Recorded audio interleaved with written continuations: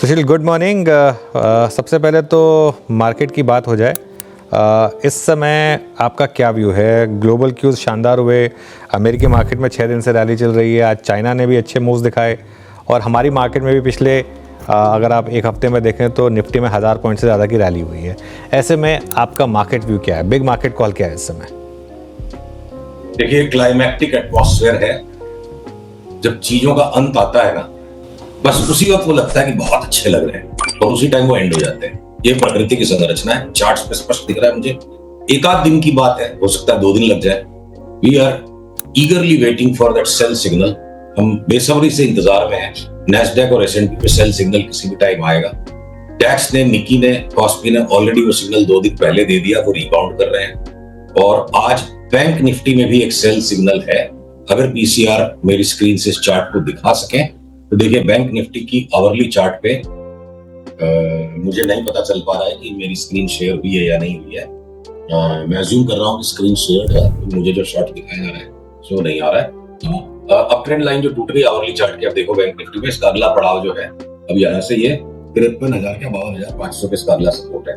तो 2,500-3,000 पॉइंट का एक करेक्शन बैंक निफ्टी में निकलता है तो अगला सपोर्ट जोन निफ्टी की जो ये चार्ट है इस पे आप देखोगे, अगला सपोर्ट जोन 23,900 का है।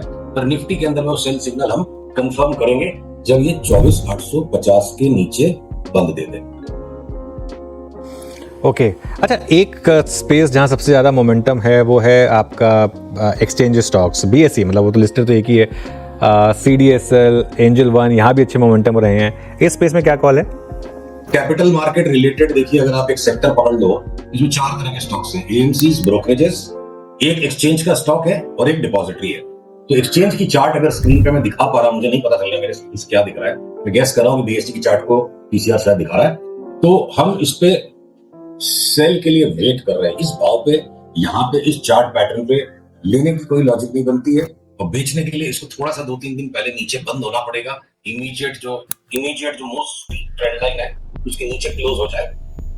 वेव काउंट, टारगेट पैटर्न, सारी चीजें इसकी कंप्लीट हो चुकी है, पर इस एक्सहॉर्शन को डाउन ट्रेंड में पहले में मटेरियलाइज होने देना पड़ेगा।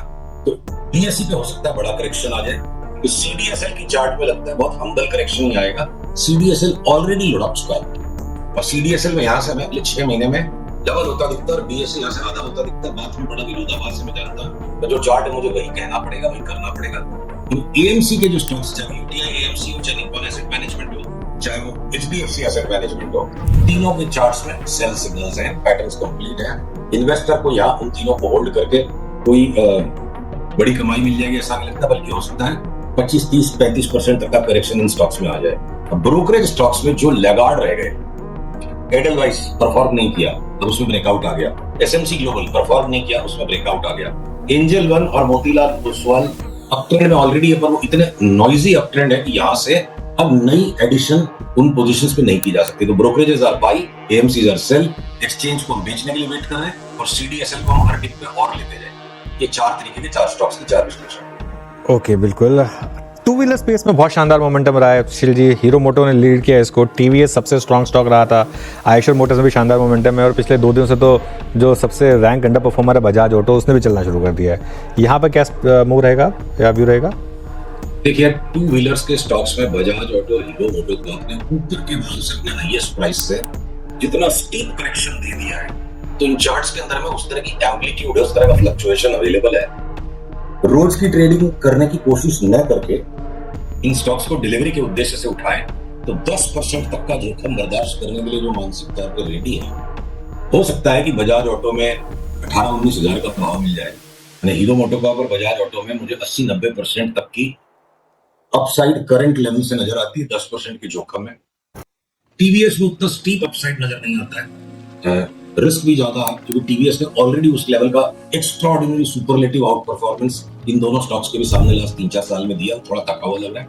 हमारी टॉप 2 पिक्स हीरो मोटोकॉर्प और बजाज ऑटो रहेंगी। और आयशर मोटर्स देखिए, इंडेक्स के साथ साथ इंडेक्स के ऊपर में एक्स्ट्राऑर्डिनरी फर्क देता है, और अभी हमको लगता है आयशर मोटर्स, अगर हमारा निफ्टी का बॉल सही बैठ जाता है कि 22,000 में वापस निफ्टी एक बार मिल सकती है, तो आयशर मोटर्स हो सकता है काफी नीचे यहाँ से मिल जाए, उसको एक बार अवॉइड। रियल एस्टेट पर क्या कॉल है इस समय सुशील? रियल एस्टेट और रियल एस्टेट से रिलेटेड स्टॉक्स पे रियल एस्टेट में देखिए अनुज, एक विचित्र सी बात हो रही है, अगले पुल बैक में जो भी ये हो, जहां तक भी ये इंडेक्स पर जाना है, उसके अंदर क्या पता डीएलएफ 8-10% का पुल बैक देगा कि नहीं। जो लार्जेस्ट मार्केट का स्टॉक है रियल एस्टेट में डीएलएफ, वो भी मेरे को लगता है कि जिस किसी भाव से नीचे एंट्री मिल जाएगी, हो सकता है 30 रुपया, 40 रुपया, 45 रुपया नीचे जो भी एंट्री मिले यहाँ से, वहां से मेरे को लगता है डीएलएफ भी, अगर वो 22,000 से 32,000 की निफ्टी का कॉल सही बैठेगा, अगर है उसमें बहुत बड़ा, पहले तो 22,000 आए और फिर 22,000 से 32,000, बहुत लंबी चौड़ी बात हो गई, तो उस फेज में मुझे लगता है कि ये डीएलएफ डबल भी हो सकता है। और अगर डीएलएफ डबल हो सकता है तो शोभा जैसा स्टॉक 3 गुना हो सकता है, बॉम्बे डाइंग जैसा थका हारा स्टॉक भी, जो एक कैजुअल रियल एस्टेट स्टॉक है, कोई रियल एस्टेट उसका बिजनेस नहीं है, इंसिडेंटली रियल एस्टेट स्टॉक है, तो बॉम्बे डाइंग भी मेरे को लगता है अगर डबल हो जाए तो रियल एस्टेट के स्टॉक्स की प्राइसिंग में निफ्टी का जो नेक्स्ट लेग, बुलिश लेग आएगा, उसमें एक फाइनल बड़ा अपसर्ज रियल एस्टेट के सारे स्टॉक्स में पेंडिंग लगता है। तो अगला मार्केट करेक्शन अगर वर्कआउट हो जाता है तो रियल एस्टेट के स्टॉक्स पे हम सबसे ज्यादा अग्रेसिवली बाइंग करेंगे राइट अवे। ओके, ये रियल एस्टेट पे सुशील जी आपका व्यू है। एफएमसीजी पे आता हूँ सुशील जी। यहाँ पे मैरिको ने 3 महीने में 2 महीने में अपनी पूरी की पूरी ट्रेजेक्टरी चेंज कर दी। 600-550 रुपए का स्टॉक आज ऑल टाइम हाई पे खड़ा है। एफएमसीजी में आपकी रीडिंग क्या कह रही है इस पर? कुछ है लेने लायक इस पर एफएमसीजी में? तो देखिए, मैरिको के ऊपर अपनी जब बात हुई थी मार्च के महीने में 580-90 में, ये 740-50 हो जाएगा, वो आ गया। अगर पीसीआरए चार्ट मेरे स्क्रीन से दिखा पा रहा है तो वही बात होती है ना वीरू, जो क्लाइमैक्स आता है किसी भी चीज का प्रकृति में, तो उस टाइम वो सबसे ज्यादा खूबसूरत, सबसे ज्यादा अच्छी लगती है, पर वहीं उसका अंत आ रहा होता है। तो मैरिको भी चार्ट पे से पैसे टेबल पे से उठाने चाहिए, बल्कि अगर इसी टाइप के स्टॉक्स में डालने हैं तो पीआई इंडस्ट्रीज या पिडिलाइट बेटर हो सकता है, मैरिको से पैसे उठा लेना चाहिए, चार्ट भारी हो गई है। और बाकी के भी जो एफएमसीजी स्टॉक्स हैं, टाइटन को भी हम सेल करेंगे, एक नए लो पे लेंगे, और लीवर, टाटा कंज्यूमर, कोलगेट, इन सबको हम पुल बैक पे लेंगे, ट्रेडिंग नहीं करनी है, डिलीवरी के सौदे हैं। और एशियन पेंट्स और नीचे पुल बैक आता है तो लेंगे, 30-35% रिटर्न उसमें भी आएगी। सारा ही एफएमसीजी अगले एक साल भर में मेरे को लगता है आउट परफॉर्म करेगा, बट एक बार इनका रन आ चुका है, थोड़े से ठंडे हो, थोड़ा सा इनमें विराम मिले तो इनकम दोबारा लेंगे। पर ये मैरिको, टाइटन तो क्लियर कट सेल है, चाहे आप चाहो तो शॉर्ट सेल भी कर सकते हैं। ओके, अच्छा, एक स्टॉक पे आप सुशील जी आपकी राय पूछूंगा। आई मीन, आप एजेस पे यानी लोअर एजेस पे और हायर एजेस पे हमेशा कॉल लेते हैं बड़ी बड़ी। इंडसइंड बैंक में तांता लगा हुआ था बुरी खबरों का, अभी 801 के प्राइस पे सिर्फ टेक्निकल्स के मुताबिक आपका व्यू क्या बन रहा है इस पर? देखिए, इंडसइंड बैंक जो एक्सट्रीमली ओवरसोल्ड हो गई थी बैड न्यूज पे, वो महज एक रैली बना रही है, काउंटर ट्रेंड रैली। और अगर इसके अंदर में कोई शॉर्ट टर्म पंटर है, ट्रेडिंग के भी ग्रेड में चार्ट को मैं नहीं गिनता हूं, क्योंकि बहुत ज्यादा नॉइजी अचानक से स्पर्ट्स आते हैं, तो अगर मेरे में ट्रेड लेना ही है, आपने चला के पूछ लिया आपका मान रखना है, तो मैं ये अनुमान रखूंगा। आपका मान रखने में मेरा अनुमान ये है, 813-14 के ऊपर चले तो 8-10 रुपए का स्टॉप लॉस लगा के, हो सकता है एक बार 100 रुपए का स्पर्ट और संभव है अगर 813-14 के ऊपर चले। और अगर वो नहीं आया 813-14 के ऊपर का चाल, चाहे ये 900 जाए या 813-14 से घूम जाए, इसको फाइनली वापस 600 के नीचे जाना है, क्योंकि सारे के सारे प्राइवेट बैंक्स पे बहुत ज्यादा बेरिश चार्ट सेटअप्स हैं, चाहे वो एचडीएफसी हो, आईसीआईसीआई हो, या कोटक हो, या इवन एक्सिस बैंक हो। IndusInd bank extreme oversold zone से अगर निकल के रैली कर रहा है तो एक एक्सटेंशन रैली का 814 के ऊपर आए तो आए, वरना लास्ट में 600 इस पे होता है। ओके, एक और स्पेस जहां आप अच्छे मूव रहे थे कुछ सेलेक्टिवली, वो थे वाइट गुड कंपनीज, जैसे बीच में वोल्टास में अच्छा मूव आया था, सिम्फनी कभी कभी अच्छा मूव दिखाता है। इस स्पेस पे कोई व्यू है क्या आपका? देखिए, ब्लू स्टार बेस्ट पिक है एयर कंडीशनिंग स्टॉक्स में से, ये सबसे जल्दी डबल होगा 6 से 8 महीने में। वोल्टास 8 से 10 महीने में डबल हो जाए। और जॉनसन हिटाची कंट्रोल जो हमारे लिए लॉन्ग टर्म में 8 to 10 बैगर बेट हमने 1000 रुपए के भाव में ली थी कि 5 साल में 10,000 का भाव हो जाएगी। 1 राउंड 2 राउंड हो गया, इसका तीसरा राउंड है कि यहाँ से भी जॉनसन हिटाची कंट्रोल लगता है साल भर में डबल हो जाए। स्टॉक अनुज सिम्फनी का भी अच्छे से बाउंस अप मारेगा, वो भी 70-80% बढ़ सकता है। उसकी चार्ट इतनी एराटिक है, जैगेड है, कि जिस मजे के साथ एक चार्टिस्ट को काम करने के लिए जो बिल्कुल तरल लिक्विड चिकनाई वाली चार्ट चाहिए, वैसी नहीं है, बड़ी रफ चार्ट है, इसलिए मैं उसको अवॉइड करूंगा। पर अगर कोई उसकी रफनेस को टॉलरेट कर सके, छोटी पोजीशन लेके थोड़ा इनसेंसिटिव होकर पकड़ के बैठ सके, तो सिम्फनी भी मेरा लगता है डबल है। आई थिंक एक रीज़न जो मार्केट को थोड़ा सा गिरा रहा है वो है कोविड केसेस।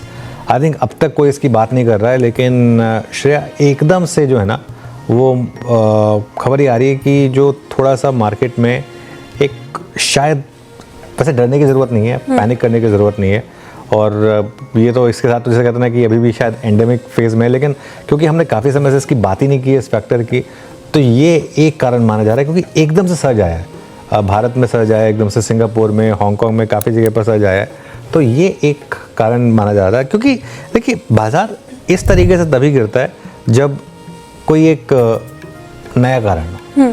अदरवाइज मार्केट के पास और कोई ऐसा सच कोई कारण नहीं था जिसकी वजह से मार्केट गिर जाए। मतलब इसके अलावा मुझे और मार्केट में गिरने की और कोई वजह नहीं दिखती है। बाकी क्या एफआई की सेलिंग हुई, फ्रेश शॉर्ट प्रेस हुए, वो सब सिम्टम हो सकते हैं। डिसीज़ ये मेरा मानना है, मैं गलत हो सकता हूँ, लेकिन क्योंकि अदरवाइज बाकी जो भी मार्केट में था वो प्राइस में था, तो उस वजह से ये आई थिंक एक फैक्टर हो सकता है। क्योंकि जिस तरीके से मिड कैप गिरे, क्लियरली एकदम से मार्केट को एक अननोन फैक्टर आया है और वो अननोन फैक्टर की वजह से मार्केट में इस तरीके की गिरावट आई है।